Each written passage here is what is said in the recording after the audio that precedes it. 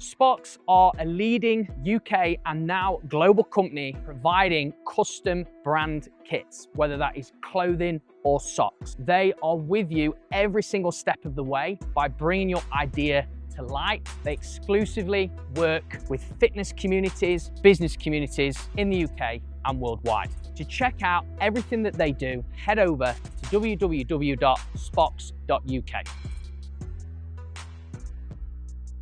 Hey everyone, and welcome back to Master Your Life Beyond the Boardroom. I have, well, let's put it this way, a very powerful guest with us in the Nottingham studio today. His name is Mellors Blair. He's actually born and bred from Nottingham. So this is going to be awesome. It's literally just a short minute drive for him to come here today. Now, we have been friends in business and just life for quite some time now. And I just know already this is going to be a powerful, well, inspirational and value-driven episode for you guys tuning in. Now, he's a serial entrepreneur.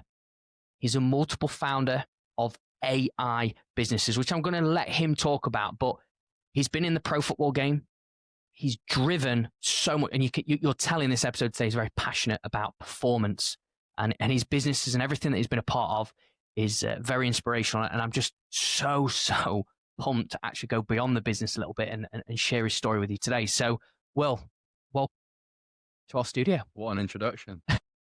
Thank you tried very much. I tried. So, look, it's grateful to have you in the studio with us today. Just if the audience are sort of coming in, obviously AI, we know we're sort of getting more aware of that. Obviously, you're a serial entrepreneur. Just if anyone's not sure what that means, yeah, what is a serial entrepreneur? Yeah, I think I'll answer that question by providing a bit of a story. Yeah, definitely. So when I was a little boy, I knew that I wanted to build stuff. I wanted to contribute towards humanity and its evolution. I knew that from perhaps a 6-year-old boy. So when I graduated university, I then thought, well, how do I build stuff? How do I contribute towards humanity's evolution? So for me, being an entrepreneur is bringing something into the visible, so making the invisible visible, to contribute towards providing solutions to humanity. So I've managed to do that a few times now in my own world, which we'll talk about. But that's what entrepreneurship means to me. It doesn't mean unemployed. That's what entrepreneurship is to me.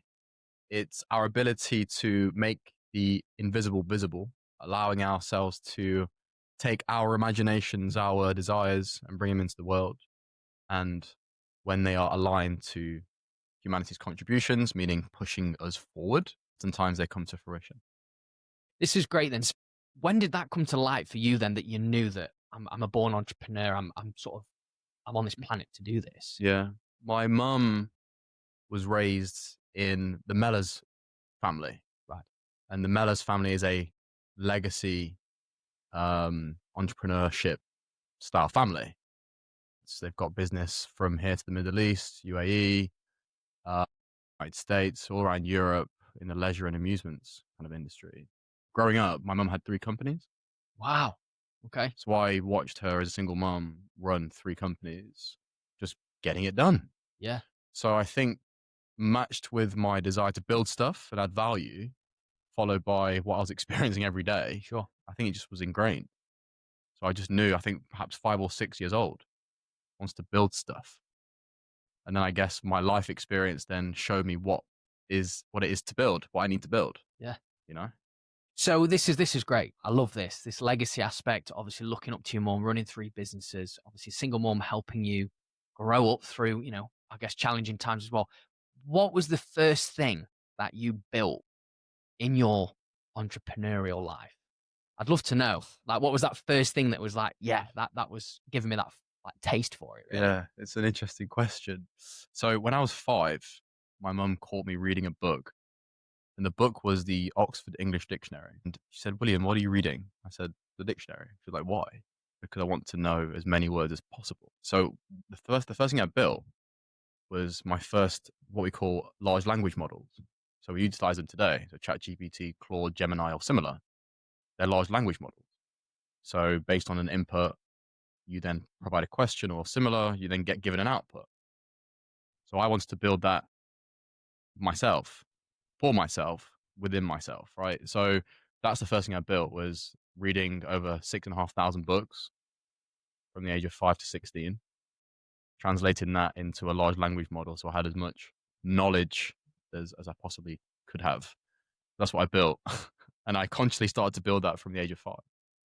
That is so 6,500 books Six read. and a half thousand books. Wow. I read 12 books a week from age of 5 through 16. So I think that's 6,300 or 6,500 books. No, that's I should know the exact figure, to be honest. I think it's like 6,534. is that a superpower? Would you classify it as that? Well, growing up, I was named a child math prodigy Okay. at age 6. Right. And I'm sure we can talk about that at some point during the show. Yeah. But for me, I didn't quite understand what that meant. It just meant my brain processes information in a different way. But then I realized numbers are just one element of information exchange.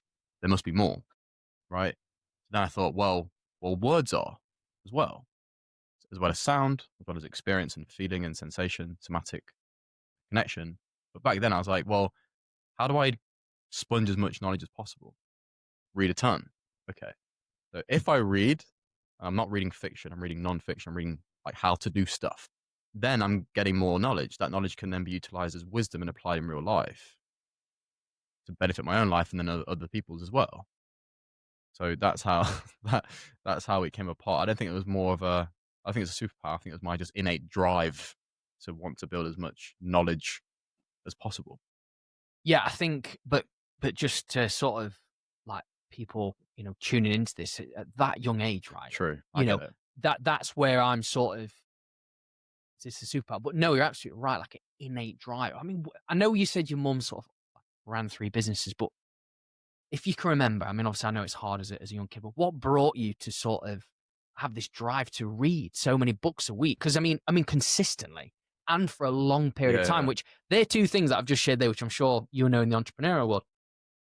It's hard to do that. Yeah. And I still read sometimes 1 to 5 books a week now. It's a lot more specialized, but Sure. I think back then, I think I was just driven by intelligence, and that's what's governed how I've built my life. It's I want to know. And what I mean by that is I want to know so I can experience. So my thesis as a little boy was, if I have more knowledge, I've unlocked more doors. I have access to more dimensions. I'm more informed. I have better skill sets and attributes to contribute towards society. So for me, it was a long-term play. It was read now, and when you're reading in the mundane, page by page by page, I knew that this book would be done in an hour. I'll then have my notes for what happened and how I can use the parts from the book into my life. So it was very structured, and I wouldn't really say regimented, but it was definitely structured and succinctly prepared, my reading schedule, and it is today. So you found a passion for intelligence, right? So from such a young age, was there any role model? Was there anything in your life at that moment that got you to feel that this was something that you wanted to commit to, or was it just sort of like you say inside yourself to just consistently do it? Yeah. Well, I don't come from a highly academic family background. Okay. My sister's academic. My mum wasn't. My dad wasn't. My grandparents, aunties, uncles, none of them went to university. I knew my brain worked a little bit different at the age of 4 to 5. What way? Okay. So I don't mind providing as much context as I need to here. I've been mentioning this a few times in recent podcasts. If you picture for a second a hologram, right? So if you picture like a sci-fi movie where the character might have like a holographic experience in front of their face, that's how I interface with the world. So whenever I go out into the world as a little boy, I'd see like, let's say, a mum and a dad. But what I'd see is a holographic experience in front of me as an interface with different formula, different math, different symbology. So that would then be kind of like the equation layer of what was happening in real life. That was the language that I learned initially to make meaning of what was going on. So I think once I knew I was a bit different, once it got labeled at age 6, child math prodigy, I thought to myself, well, my brain is going to be an asset, I think. So therefore, what can I do to bolster my brain capacity? Learn. People call it philomath, polymath, the lover of learning, etc. Well, that's just always been innate within my being. So I guess it wasn't driven It wasn't influenced. It was kind of like pulled through me, if that makes sense. Yeah, I mean, I can sort of understand, and obviously I know you on a sort of a personal level. And I can really tell you're quite visionary as well. Like you see things, or you can sort of vibe off someone and see a future vision as well. Obviously, like talking about the hologram sort of situation there. I think it's quite powerful though that you had that at such a young age. So I've never heard of that term, by the way. See, when you said about the math prodigy, when you was a kid at such a young age, was that? I'm not saying did you get bullied or anything, but what did the school kids? How did you? Because I guess you felt like I don't know, not that you didn't fit in, but I guess it was it challenging. Yeah, Well, yeah, like it's challenging today, but I have my own mechanisms to be okay, able to interface with human life. So growing up, I was fortunate because from the age of like 5, 6, 7, where I started to kind of realize these gifts, at 8/9 is where I started to play football. okay, So I had the mask of the football player. So when I was getting 100% on my math tests, how did you get 100% on this? Like that's impossible. Just lucky. I'd hide because I was a football profile, and being a footballer was cool. Being a nerd back then wasn't really cool. So it was as if I was kind of putting my actual self to the side whilst presenting a version of myself. So yeah, it was challenging, but I found a way to fit in. via what you just said there. Football, Football. Okay, so when did football start for you then? What age? quite late. Didn't come from a footballing family either. I Right. started playing football at age 9. Okay. I started playing in the playground at age 8. So my first sport was karate, Okay. Wadaru, so Japanese style, which was mainly stylistic, mainly defensive. It wasn't aggressive or attacking. It was more grace, Okay. more mindfulness, precision. So my former teammate in my playground said, "You should play for my team. You're pretty good." And I was like, "Just playing in the playground. Okay, fine." So I went back to my mum and said, "Hey, I want to go play football." She was like, "Really? Like you're doing karate pretty exhaustively. Are you sure?" Yeah. So I ended up playing for Arnold Town, Yeah. Yeah. right, a local team, Yeah. Arnold Town Yellows, for like 9 months. And then Manchester United popped up and said, "Hey, like we think you're pretty good." So I was only playing for like 9 months, amateur, Yeah. before getting into and then when that happened, I completely became the footballing profile. I forgot about everything on purpose. Okay. And what I guess obviously you can tell that you're very committed to things. Obviously, you've shown that through reading the books. Obviously, the football was a big commitment. In Manchester United, tell us a little bit about that journey. So you went there when you was how old? 11, 9 years old. And how long did you? What was your career like? Was you at United till 18? So what was the age? Yeah. So I still remember my initial experience at Carrington. Special place is Carrington, especially when you grew up supporting the team. Oh yeah, You know, I'm a just United fan, so man, I'm all ears. Tell me. I remember getting out of the car and just seeing Mikhail Sylvester and Rearford, and I just walked past me. Ah, Yeah, it's Cameron. You're there like, okay. And then, so initially there's a bit of a imposter syndrome, sure. but it goes straight away because they make you feel like you belong there. So I didn't feel like I was on trial. I felt like I was just remembering where I was supposed to be. It was interesting. So I was there from 9 through to 14 Mhm. officially. I Yeah. was unofficially there until 16 because I did a few friendlies and whatever. But Okay. I signed my scholar at Warsaw at 14. So at the time, Manchester United and Warsaw were like partners, sister clubs, so to speak, Yeah. for whatever. So at 14, Gilmore Davis wanted to commit early doors, so I started playing under 18s at 14. So I was at United for 5 years? Wow. And what was the biggest sort of takeaway from being at such a profound club for you at such a young age? In a statement, I love high performance Right. because everything just everything just happened differently at Carrington and at the Cliff. Methodical, on purpose, intention. At that time, it was Sir Alex Ferguson's reign, Yeah. and Manchester United were known as Manchester United. Everything you do is you win. It wasn't even a thought. It was, we've already won. Yeah. So that mindset you take into how you train your mind, how you train your body, how you cool down, how you hydrate, how you eat food, what time you go to bed, who you hang out with, who you say no to, right? So every single part of my life, from perhaps 9, 10 through to 14, was structured to perform.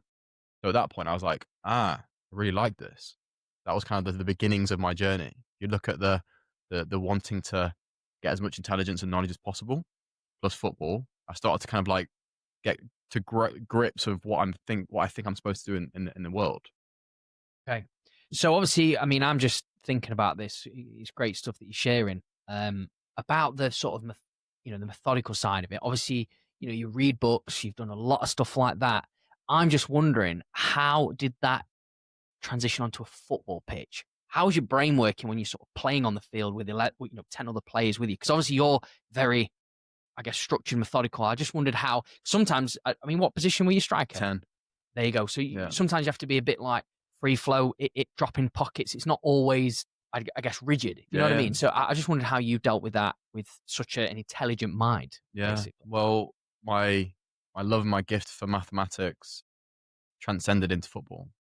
So what I used to do is I used to build a mathematical model based on my opposition, and I used to build individual mathematical models based on the players. So for instance, as the captains were doing the toss, I would just walk and observe, and I'd see the structure of the team, the formation. I'd look at how they're breathing. I'd look at how their posture is. So I'd build basically like 2 models, one for each individual player and then one for the actual team itself. I'd then have a profile.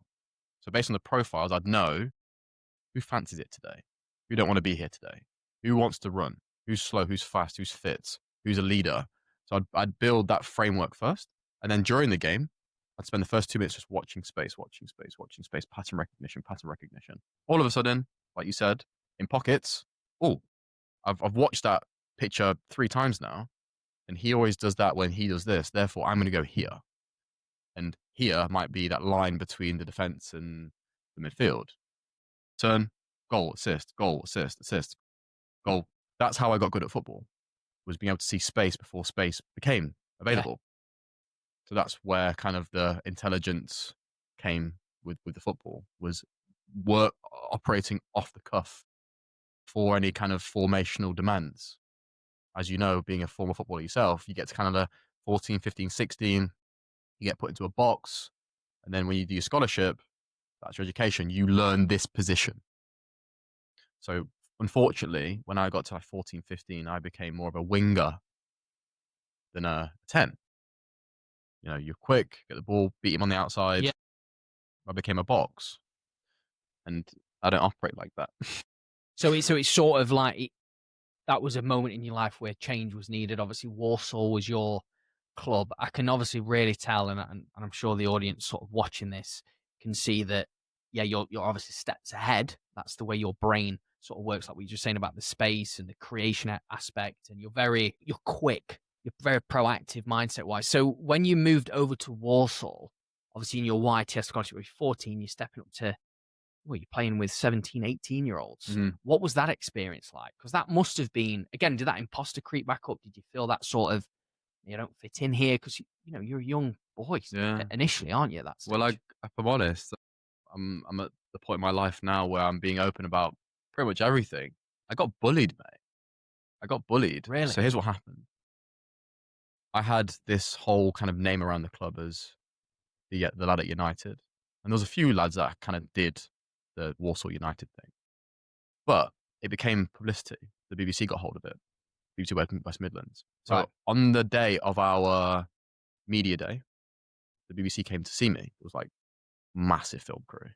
And as everyone's doing their individual photos, I'm doing media. That interview then came out the next day on BBC West Midlands. And some of the players saw it. The next day, from the rest of my experience at Walsall, every day, was kind of like, who do you think you are? You got better chances of getting in the first team here, have you? Kind of thing. Because the way the BBC portrayed it was former Manchester United player turned down Derby, Leicester and Forest for Walsall. So my peers were basically like, well, if you're that good, why are you here then?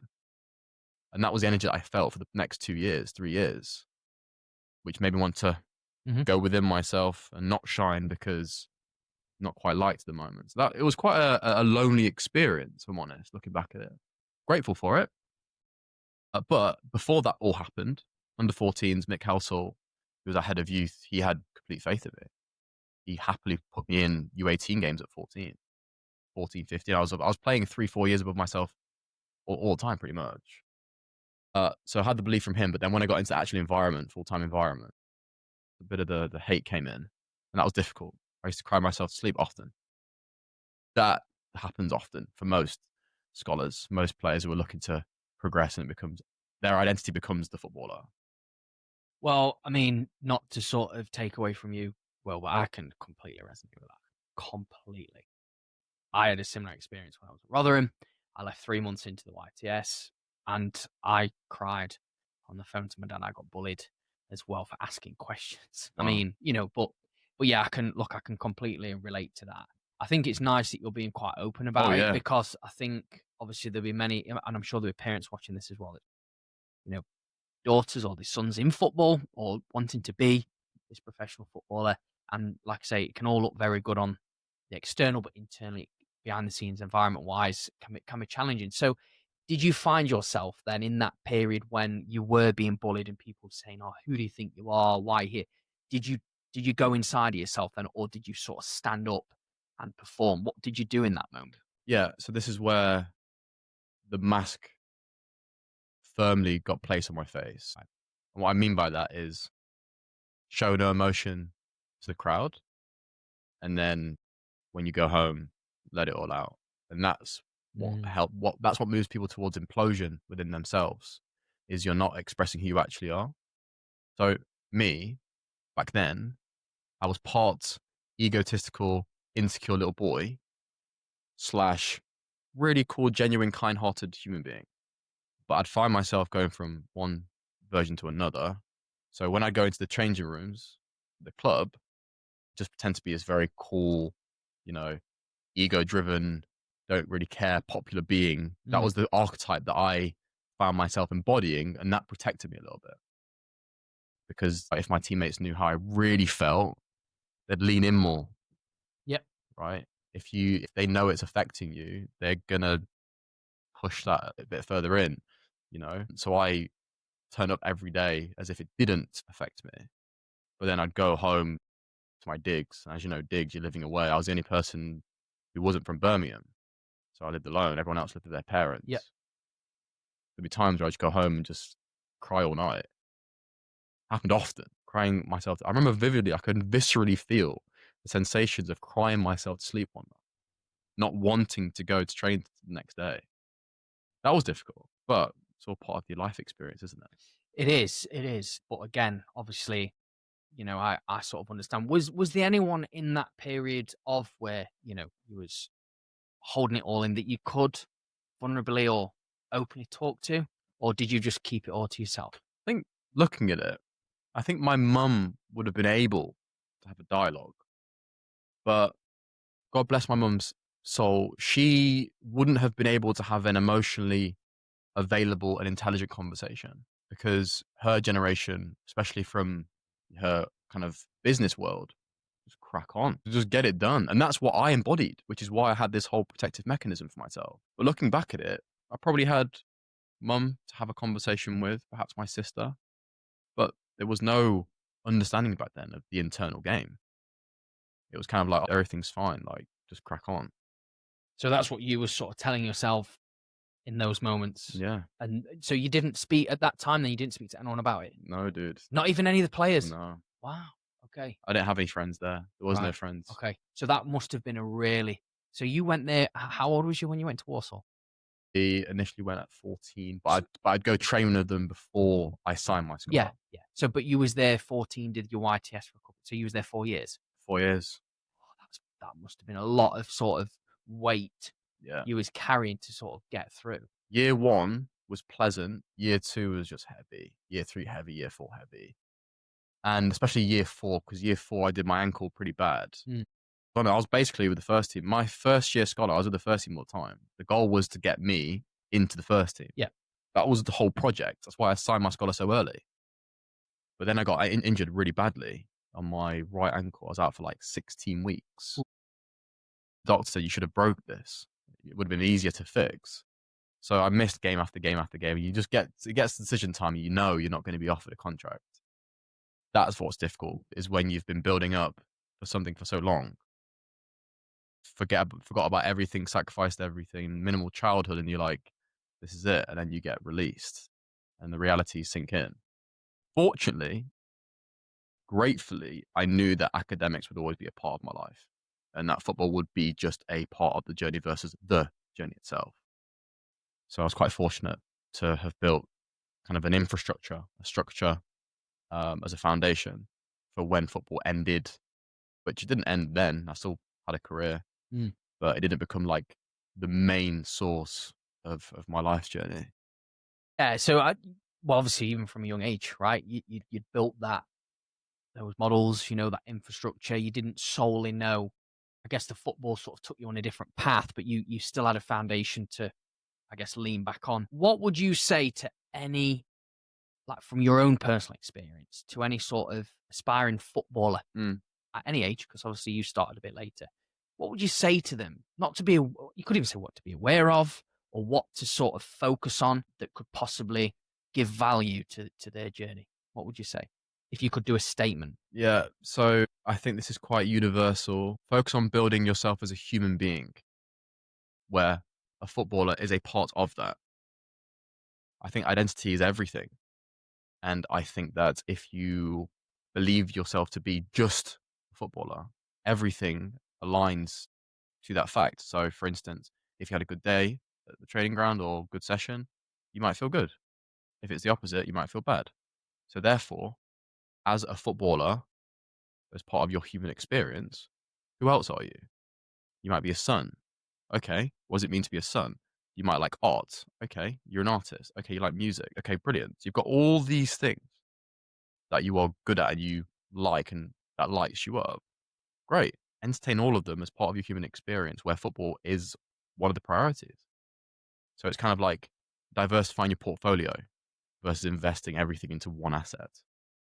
That's my best advice. And I give that advice on a weekly basis to I clubs. know. Yeah. Yeah. No, that's really, really good because I think, well, as we know, football as a lifespan, generally, you can't be at the top of your game or even at a certain top. We were talking about this off air, weren't we? About, you'd signed for a step 3 club and you'd soon realize the life and direction and path that you're on now is not suited to that anymore. Yeah. Yeah. There's going to be a decision even in your early 30s or late 20s or even early 20s, depending on anything could happen where there's got to be something outside of football.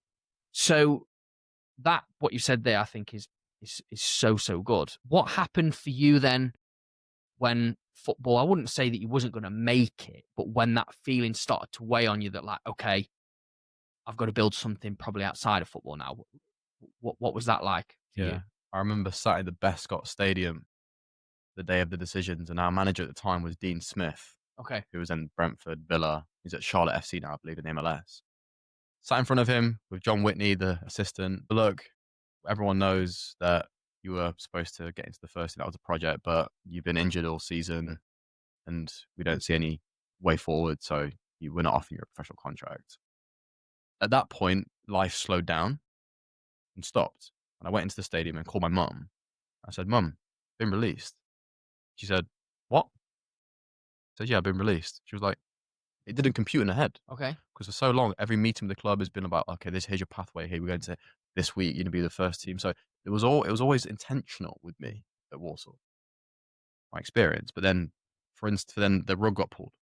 At that point, I remember vividly looking out into the empty stadium, like, what's next then? And my mum said to me, well, what's next, son? I said, I don't know just yet.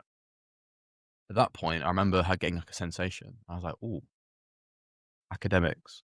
So the academics kind of became very dominant in my psyche. But then it was like, well, I like football. Academics, football. So I started to kind of like create a new equation. If X is fulfillment, what are the factors, what are the variables to find fulfillment? And the two keywords were athletics, academic. But then came America. I was just going to say, I was adding it in my mind because even I had gone down that route. I didn't decide to do it. When did a sort of opportunities arise from that then? When I first got released, I signed just to play semi-pro. I think it was step 4 in England. Got myself a job. What was you doing? It's interesting. I did a bit of mathematical modeling for Eon. Okay. Part of a contract here. It was so niche. That sounds very niche. It was cool. It was Yeah. cool. I shouldn't have been in that environment because I didn't feel qualified for it, but I had this skill set, which we'll talk about at later points in the show. So when I was working, I thought, well, I don't want to just have this UK grind, try and climb the ladder mindset. I want to exercise my brain now. So I then got offered a full scholarship to go to university in the States, went to University of Michigan, for that a quick stint at Georgia State University. But there is where I became very aware of what I could possibly do in this world. I started to be surrounded by minds and students and athletes who were world class, genuinely world class. So I thought to myself, okay, well, if this is my environment, let's go for it. So yeah, full-time football, full-time student. What was you studying? You ready for this? Just kidding. Quantum mechanics, quantum computing, mathematical sciences, data science, epigenetics, computational neuroscience, artificial intelligence, finance. Yeah. Yeah. A lot of stuff. A ton of stuff. Yeah. That's good though. A ton of stuff. But you know what? I mean, full scholarship. Yeah. That's amazing. Because not just saying that from going through the process, and maybe some of the audience may relate, that is not easy to do. Yeah, I know that. So they must have seen a lot of talent in you academically. Yeah. Students to do well, but also talent in terms of the athletic side. So I can probably imagine that the Americans were very go well, like proper pumping you up. So maybe gave you that sort of, from you leaving that environment from Warsaw where everyone was sort of, who do you think you are? Battering you down those 3 heavy years to then go out there. I bet that was such a reinvention. Refreshed. Yeah. Well, I was offered full scholarships to go to Oxford, Cambridge. I was leaning towards Cambridge, but I had a thought, and I thought to myself, I want to change countries. I want to get out of the United Kingdom. I want to kind of shift it up completely. Yeah. So when I got over there, you're right. It's very enthusiastic. A freshman from William Mellors Blair. Like that's just the energy you get from the place. Obviously, I didn't have a full spectrum experience of the United States. So I can't generalize too much, but where I was in Michigan, it was, the keywords of the university, leaders and best. The slogan was win, win, win. Okay. Yeah. You were basically indoctrinated to be the best version of yourself. Okay. As you walk around the campus, you see leaders and best, win for Michigan, win, win, win. The team, the team, the team. So that team feel, both in the classroom and on the pitch, was refreshing. It felt like a family. Yeah, I was going to say, because obviously you had the complete opposite. Fighting every day for being accepted and being respected and being recognized and, able to shine my light for the first time without feeling like I shouldn't. Okay. So when was that moment for you then where you felt like Will is coming back? The light's shining again. Yeah. Well said. It was during my visit to Michigan. So I remember my visit, whenever they're recruiting you, they always send you on an official visit. They fly you out. Okay. Business class. It's a beautiful experience I had. And when I got off the plane, the head coach met me at the airport. It was freezing cold. Brought a massive Michigan jacket. It was minus 20. So can you imagine the size of this jacket? As I put it on, and as we're driving around campus, I'm like, okay, interesting. So at that point, that's where the light flickered. And I thought, oh, okay. So it was during my official visit that it happened. And when I kind of started term in January, it was like I could then, put more fuel onto this fire, which I did. Yeah, I think that's sort of a good experience that you shared there, because obviously, I guess, handing that coat to you, feeling like, we're taking you under our wing, we're going to look after you, Will, we've got your back. I think is probably them not knowing what you just experienced for the past 3 years was so warming and connecting for you. So let's fast forward obviously that's 4 years scholarship. You came out with a qualification, because this is another thing again, it's 4 years, but then it's that there's a deadline. Yeah, or next? What happened next for you after this experience in Michigan? Yeah, so I was quite conflicted because I was supposed to be drafted into the MLS. Oh. So I had a few conversations with a few clubs in the MLS. I actually went to the New England Revolution for a month because they were considering drafting me. And I remember not getting drafted. Went to the coach's office. He said, "Hey, the Vancouver Whitecaps, Chicago Fire, their second team want to offer you a deal." And I just thought, no, I want to go back to England. I want to go back to England. So I still wanted to do academics or something intellectually driven and also continue playing football. So I came home. I signed for an agent in England. Went to Boreham Wood first, National League, just to train for the rest of the season. Then I played for Notts County the season after. But at this time, work-wise, I started to be headhunted a few times. So the NHS, the UK government, Public Health England, Google, Salesforce, loads of big public and private institutions started to recruit me to help them bring their data together or to provide them with a thesis, with a vision of how they could leverage their data to drive better performance. I call it performance intelligence. So how can you use your data, which is driven by people utilizing platforms? How do you take all of that data and provide protocols for company leaders, managers, with now athletes and staff of athletes? How do you provide protocols to increase performance, to improve productivity? So I got headhunted a few times doing that privately. So I was playing football, kind of pro League Two, National League level, but I knew that building stuff was going to be where my life work is done. I knew football had a finite kind of time left. I knew the time of playing football was running out, and I knew that because of how I felt. You know, driving to training, not really having that excitement. I don't really want to go today. For me, that's an indication of some things transitioning out, perhaps. Yeah. And I remember signing a deal at Solid. I'm playing against your club. I didn't feel any emotion. There was no like, oh, amazing. Okay. There was no nerves. There was no nothing. It was just flat. And that was when I was 25. That was when was that? 2017 or 2018-19 season. Yeah, 18-19 season it was actually. And after that, I thought something's wrong. So at that point, I was open to the idea of football not being a part of my life for too much longer. I became aware of the fact that it might leave soon. And I was okay with that. And that was when I was 25. I mean, mid-20s, obviously for you you're in the prime of your career. Yeah. I mean, that's what people have been saying. I know, even myself, I'm like, you're not even at your best sort of thing, like 28, 29, 30, normally at your peak, Yeah. but you're heading towards that. And you had this feeling, you can't change that. It's just the feeling you had. Yeah.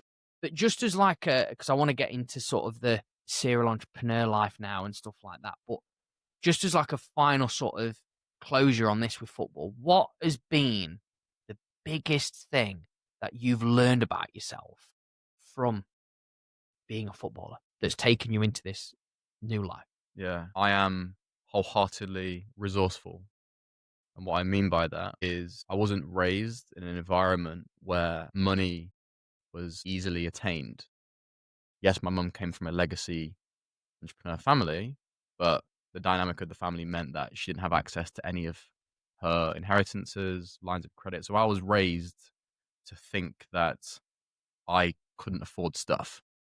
So when opportunities for football came around, oftentimes it's, oh, I need to get there for travel, or I need some booze, or I need something, or I need this. So anyway, I found a way to make it all happen, partly because of my own initiative, but also with being resourceful, knowing who I need to ask, or can I go and speak to that coach about doing this? So I always found a way with football, regardless. So my level of resourcefulness, that is. I think that's really interesting what you shared there, because I haven't really heard that answer before, but I still believe just what you shared already, that you'd built up a very strong infrastructure, even though football became a big part and then that sort of got left behind, but you sort of come back to that in a way. But I think just the way that you been through this lonely period as well, and this is what I want to sort of talk about going into the entrepreneur world, because I think that word lonely comes up quite a lot. That sort of mask comes up quite a lot. For you, being a founder, setting up and creating these businesses, I guess, what have you instilled in you and the team that you've sort of hired, or the people that you collaborate with, to make it, high performing success? I'd just love to know that. Like, if Yeah. there's anything you could share from behind the scenes. I read a book years ago by Gay Hendricks called The Big Leap. I've read that. Yeah, yeah, Amazing. yeah. So, we have 4 zones, right? Incompetence, competence, excellence, and genius. I believe that we are all geniuses. And it's about then aligning your people, which are your main assets, including yourself, to their genius. Why would I do something I'm incompetent at when that person's excellent and it becomes easy for them? So that's what I did initially, was how do I align myself and those around me to their genius? Because if everyone's operating from excellence to genius, that's what the output's going to be. Again, it was a hypothesis. I've gone on to demonstrate that. So that's the first thing, is what's everyone's genius, including mine? What are the desired outputs? And then everything underpinned by health, vitality, well-being, right? Being able to perform means being able to perform, right? This is what's backwards these days in the business world. I have faith that it can transform, but as humans, we don't have infinite amounts of energy. At a cellular level, mitochondrial level, sure. We've got enough energy right now, even if you're depleted, to light up a whole street for a week, right? But at a physical vitality level, we don't have so much energy. So if we are bombarded with work and stuff every day, back to back, 8-10 hours a day, how is that productive? It's not productive. So I've, through my experience, redefined what productivity means, what performance actually means for me, and also for elite sports teams, and also. So obviously you've had a lot of learned experience. I like the zones because I think, yeah, the zone of excellence, zone of genius, all that stuff. I think that's great that you sort of find where people are and then you sort of align and come together. I think that's really important because that's team. Again, obviously you experienced that when you was out in the States. Mhm. So you found that team drive, all of that sort of plastered everywhere, which again, this connects really well. So for you though, you've just spoken about productivity. Obviously I know in sort of the business world, burnout's quite it's a thrown around word, but it happens. People experience it. I'm guessing then how you now know the who and the how part to create the high performance in these organizations. I guess you've been on the other side of that. Has there been moments in your entrepreneurial path at the moment where you felt unproductive, where you felt that you're not performing at your best? And just if there's anything you can share, because obviously we can always put out the glam and I've just set all this new business, but actually it can be pretty intense and not going to well behind the scenes. I think as human beings that live in the West, we're so domesticated to believe that we should always be busy. And that was the mindset I adopted once I graduated. It was, okay, I need to make sure that from 5 until midnight, so 5 a.m. until midnight, I'm doing stuff. I need to make sure my learning's in there, my emails are in there. Like, I just block out every day, Monday through Sunday. Right, there was one period of my life where I was working 120 hours a week for months on end. I remember vividly this. Right. What was it all for? Exactly this question. What was it all for? Okay. Right. Because I realized that's not productive. Yeah. So to come back to your point about when did you not feel productive? I felt the most unproductive when I was doing more. Yeah. So then my question to the audience, and I ask myself the exact same question every day. I'll ask everyone in the room today, what's the one thing that needs to be done today? Oftentimes, if you tick off the one box, every day, it becomes a domino. Because oftentimes we wake up to a back-to-back schedule and we're like, well, I don't really want to do this today, but I'm going to do it anyway, so I'll grind through it. This meeting, ugh. If you then strip it back to what's one thing that I need to do today, block out one deep work session for 90 minutes. If you'd like to work silently or with music, bang on your headphones, press go on 90 minutes and just do that one thing. And oftentimes we do the one thing, it's like, that's done. Yeah. Whoa, so now I've done that. That's now the content done for the whole week. Okay. So you become more clear on what needs to be done. Keyword needs to be done. Because oftentimes we think everything needs to be done. Yeah. It doesn't. See, I love this, and we hear this. It's like the book, The One Thing, like focusing on one thing. People know this, right? Gets drilled in. So what do you think the reason is that people don't follow that? Yeah. Even though that they know like less can be more, productivity wise, but they still have a, to-do list as long as they're on 32 tabs open on their Mac. What do you think that reason is? Yeah, I mean, I know it from a brain standpoint. So it's a kind of a foundational feedback loop in the brain that just goes over and over and over again. So when people want to change, they don't change. It feels uncomfortable. Therefore, they go back to a kind of a dominant feedback loop, which is, oh yeah, just leave that. Yeah, I'll just keep adding tasks. To move towards change or any kind of growth, you have to be willing, keyword willing, to be uncomfortable. So for instance, if you know, and the science is there, that one thing a day is going to make you productive, just do it. Do it for a week. Do it for a day. Just do it once. And then you can reflect on it. Well, how was that experience? Well, for those 90 minutes, I felt in flow, felt clear, got it done. Okay, amazing. So that can be done again. You can replicate that. Then it becomes choice. I used to spend so much time trying to convince people to do other things to make them more productive, more performing, whatever. But I realize if the individual isn't willing to be a bit uncomfortable to get to that level of growth, then it's a waste of my time. Okay. Okay, this is good then. So what have you found then has been your key ingredient to sort of the success of your ventures that you're currently running?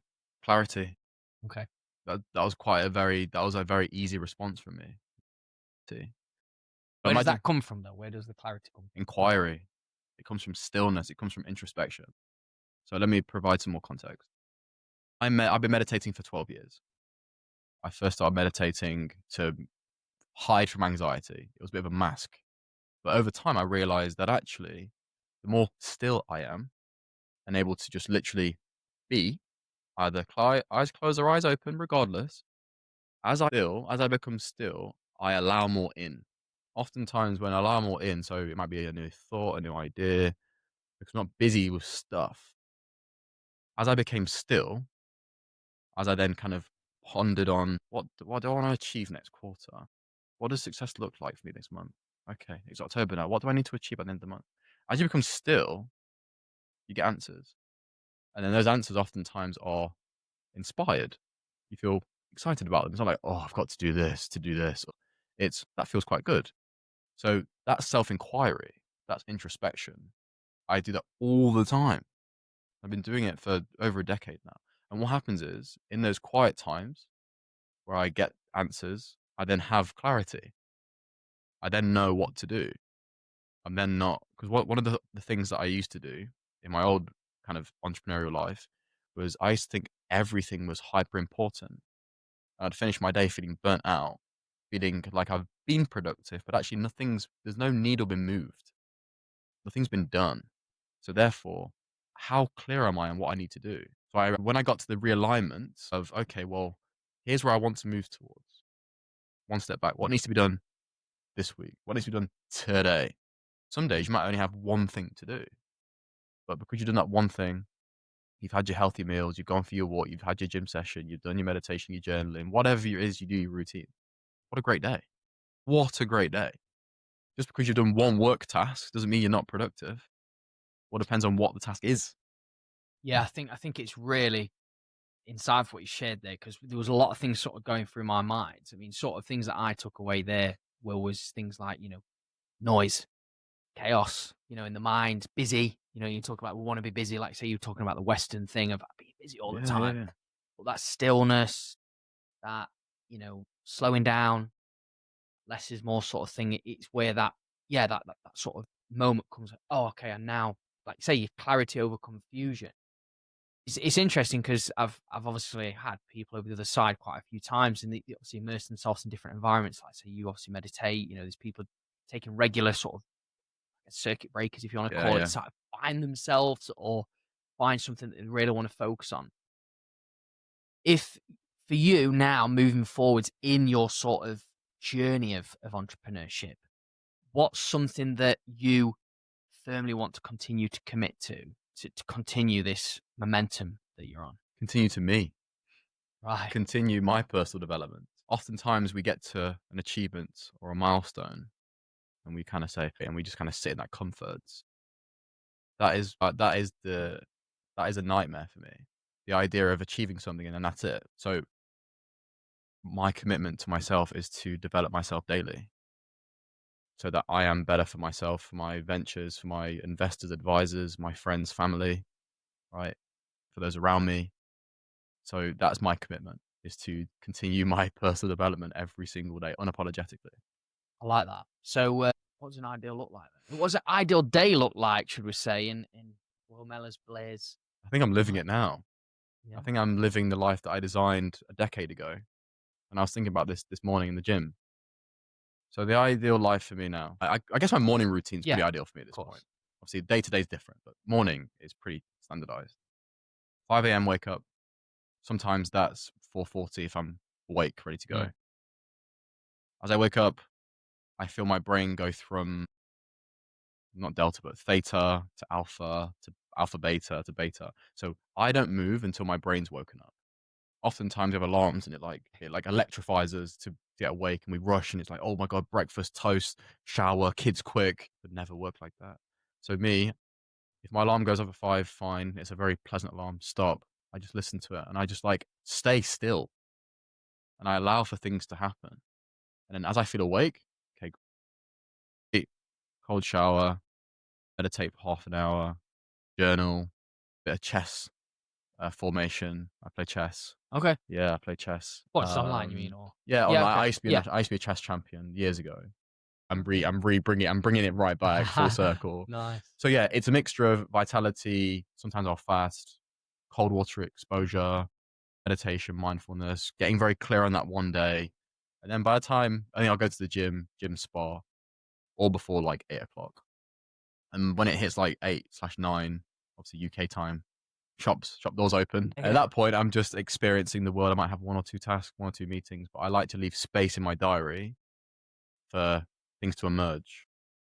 That's good. So it's not like by every hour. Used to be. Yeah, used to be. Used to be from 5 a.m. until midnight. I'd Yeah, you have said that. Yeah, my yeah. calendar was just different color blocks. And as soon as that, for instance, if I had a task to finish and I've got like 1 minute until my next task, I'd get stressed. Oh my God, it's not finished. And I go to the next task knowing that that task hasn't been fulfilled. Or messy.